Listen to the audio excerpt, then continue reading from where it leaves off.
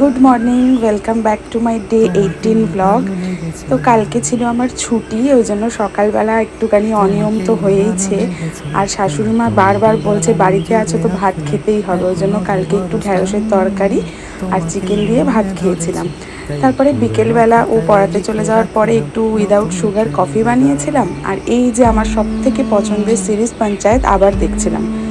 দিয়ে বিকেলবেলা একটু বেরিয়েছিলাম, কিছু কাজ ছিল আমার। ও যেহেতু পড়াতে গেছে, আমি একা একাই বেরিয়ে গিয়েছিলাম। আগের দিন তোমাদের যে দুটো শাড়ি দেখালাম, ওই দুটো শাড়িরই ব্লাউজ বানাতে দিতে গিয়েছিলাম। আর ওর সাথে তারপরে ও আমাকে নিয়ে নিয়েছিল স্টেশন থেকে, দিয়ে ব্লাউজটা বানাতে দিতে। তারপরে মায়ের সাথে একটু দেখা করে, যেহেতু ছুটি ছিল ওই জন্য তারপর বাড়ি এসেছি। আর আগের দিন তোমাদের দেখিয়েছিলাম যে আমি নাড়ু বানিয়েছিলাম।